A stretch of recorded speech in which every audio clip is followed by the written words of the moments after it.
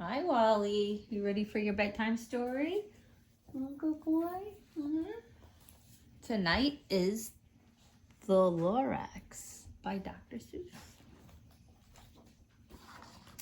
At the far end of town where the grickle grass grows and the wind smells slow and sour when it blows, and no birds ever sing excepting old crows, is the street of the lifted Lorax.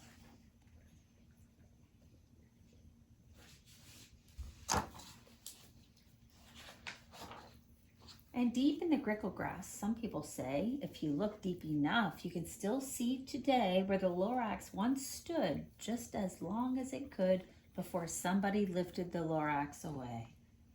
What was the Lorax and why was it there? And why was it lifted and taken somewhere from the far end of town where the grickle grass grows? The old Onceler still lives here. Ask him. He knows.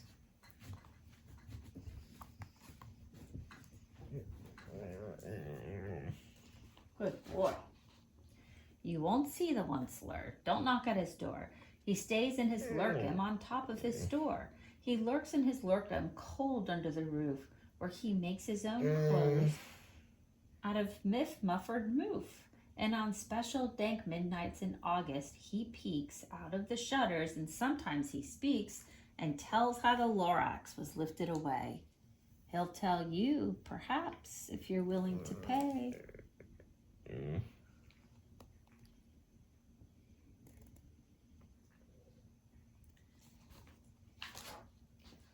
On the end of a rope, he lets down a tin pail, and you have to toss in 15 cents and a nail and the shell of a great-great-great-grandfather snail.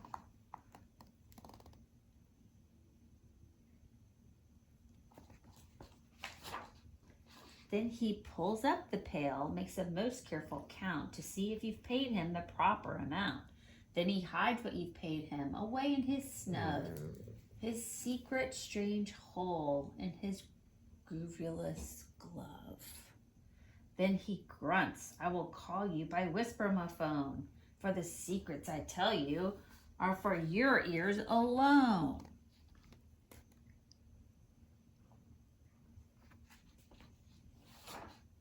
Slip down, slips this whisper-ma-phone to your ear, and the old Onceler's whispers are not very clear, since they have to come down through a snurgly hose, and he sounds as if he had smallish bees up his nose. Now I'll tell you, he says, with his teeth sounding gray, how the Lorax got lifted and taken away. It all started way back, such a long, long time back.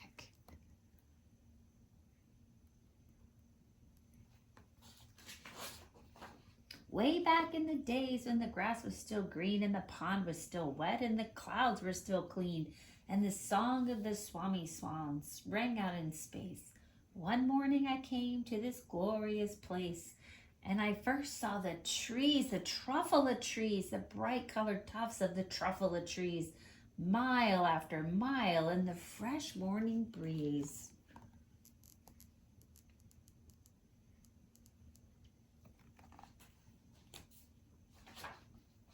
And under the trees I saw brown barbabloots frisking about in their barbaloot suits as they played in the shade and ate truffula fruits.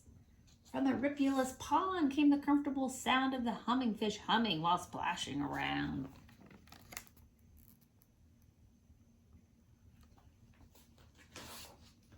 But those truffula trees, all my life had been searching for trees such as these. The touch of their tufts was much softer than silk, and they had the sweet smell of fresh butterfly milk. I felt a great leaping of joy in my heart. I knew just what I'd do. I unloaded my cart.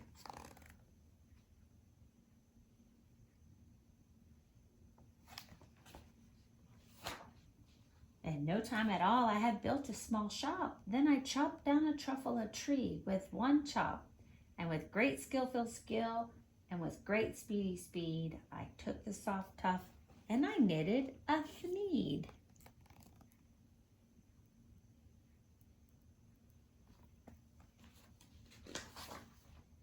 The instant I'd finished, I heard a gazump. I looked. I saw something pop out of the stump of the tree I'd chopped down. It was sort of a man. Describe him? That's hard. I don't know if I can. He was shortish and oldish and brownish and mossy, and he spoke with a voice that was sharpish and bossy.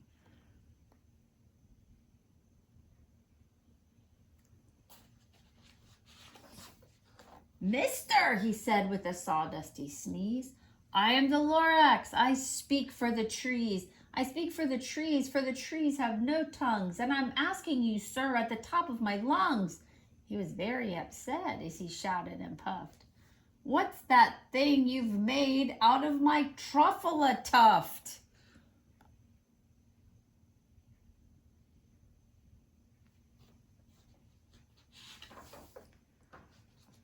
Look, Lorax, I said, there's no cause for alarm. I chopped down just one tree. I'm doing no harm. I'm being quite useful. This thing is a thneed. A thneed's a fine something that all people need. It's a shirt, it's a sock, it's a glove, it's a hat. But it has other uses, yes, far beyond that. You can use it for carpets, for pillows, for sheets, or curtains, or covers for bicycle seats. The Lorax said, Sir, you are crazy with greed. There is no one on earth who would buy that fool's need.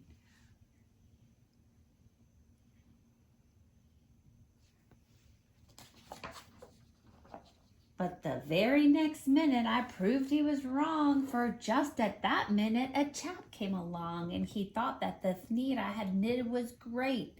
He happily bought it for $3.98. I laughed at the Lorax.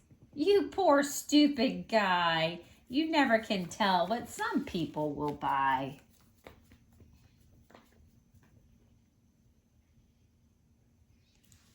Hi, buddy. Good boy. I repeat, cried the Lorax, I speak for the trees. I'm busy, I told him. Shut up, if you please. I rushed across the room and in no time at all built a radio phone. I put in a quick call. I called all my brothers and uncles and aunts, and I said, listen here, here's a wonderful chance for the whole Onceler family to get mighty rich. Get over here fast, take the road to North Nitch, turn left at Weehawken, sharp right at South Stitch.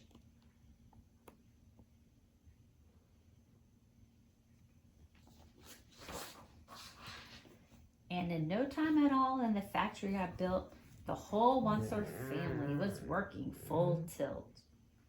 We were all knitting thneeds, just as busy as bees, to the sound of the chopping of truffle trees.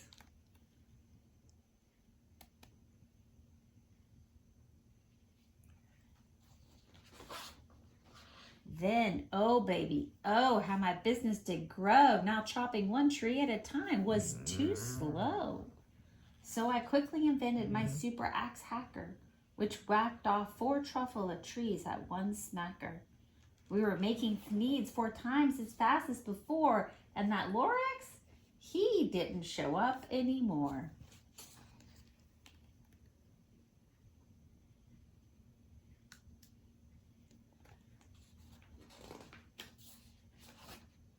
But then next week he knocked on my new office door. He snapped, I'm the Lorax who speaks for the trees, which you seem to be chopping as fast as you please.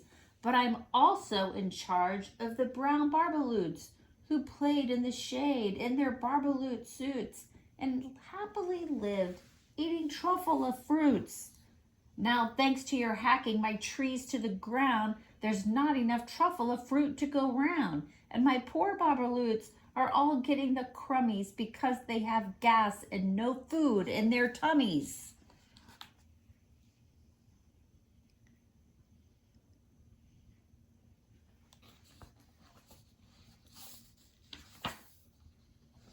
They love living here, but I can't let them stay. They'll have to find food, and I hope that they may.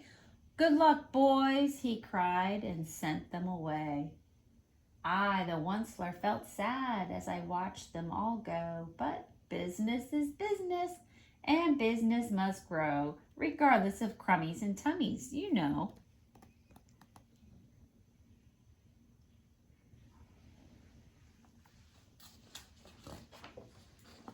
I meant no harm, I most truly did not, but I had to grow bigger, so bigger I got. I biggered my factory, I biggered my roads, I biggered my wagons, I biggered the loads of the thnees I shipped out. I was shipping them forth to the south, to the east, to the west, to the north. I went right on biggering, selling more thnees, and I biggered my money, which everyone needs.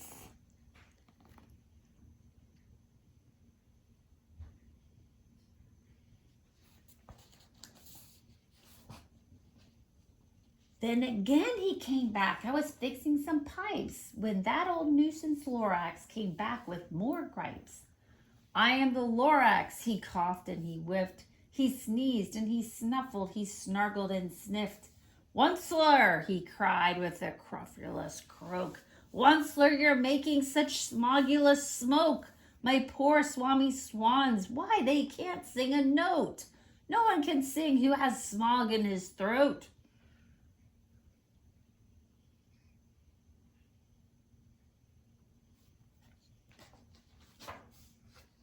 And so, said the Lorax, please pardon my cough.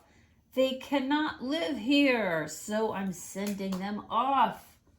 Where will they go? I don't hopefully know. They may have to fly for a month or a year to escape from the smog you've smogged up around here.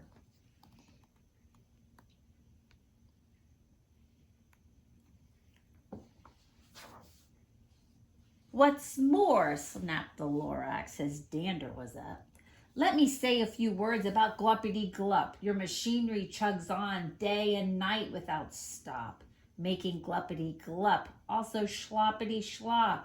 And what do you do with this leftover goo? I'll show you, you dirty old Onceler man, you.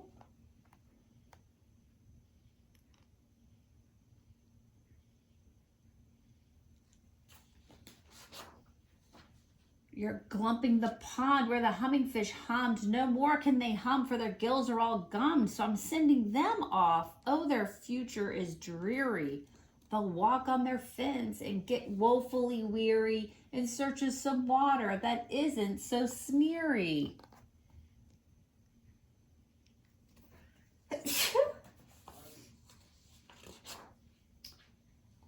And then I got mad. I got terribly mad. I yelled at the Lorax. Now listen here, Dad. All you do is yap yap and say bad, bad, bad. Well, I have my rights, sir, and I'm telling you, I intend to go on doing just what I do. And for your information, you Lorax, I'm figuring on biggering and biggering and biggering and biggering, turning more truffula trees into thneeds, which everyone needs.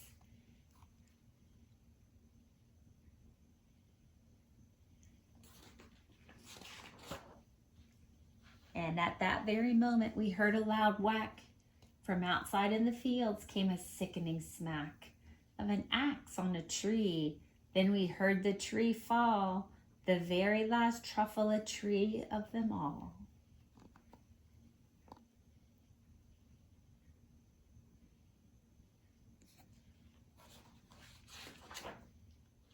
No more trees, no more thneeds, no more work to be done.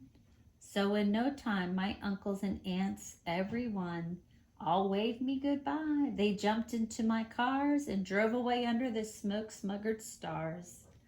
Now all that was left neath the bad-smelling sky was my big empty factory, the Lorax, and I.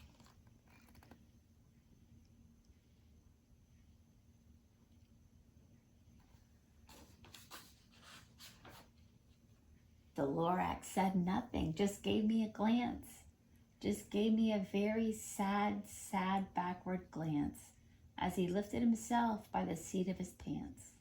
And I'll never forget the grim look on his face when he hoisted himself and took leave of this place through a hole in the smog without leaving a trace.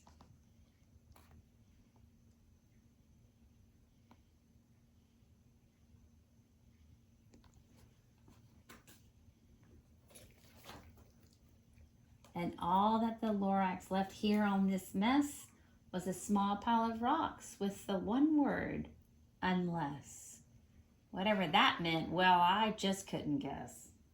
That was long, long ago, but each day since that day, I've sat here and worried away through the years when my buildings have fallen apart. I've worried about it with all of my heart.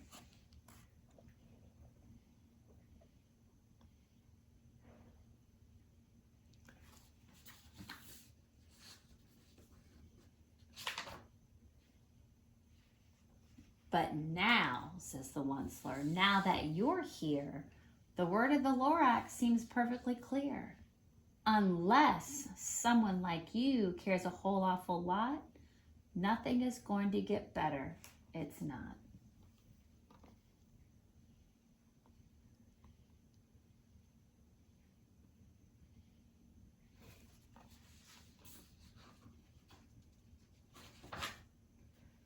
So, catch, calls the Onceler. He lets something fall. It's a truffula seed. It's the last one of all. You're in charge of the last of the truffula seeds, and truffula trees are what everyone needs. Plant a new truffula, treat it with care. Give it clean water and feed it fresh air. Grow a forest, protect it from axes that hack. Then the Lorax and all of his friends may come back.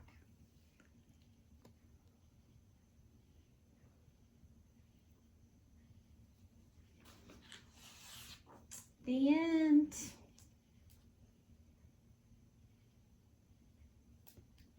Such a great story. Good night, Wally. Good night, everybody.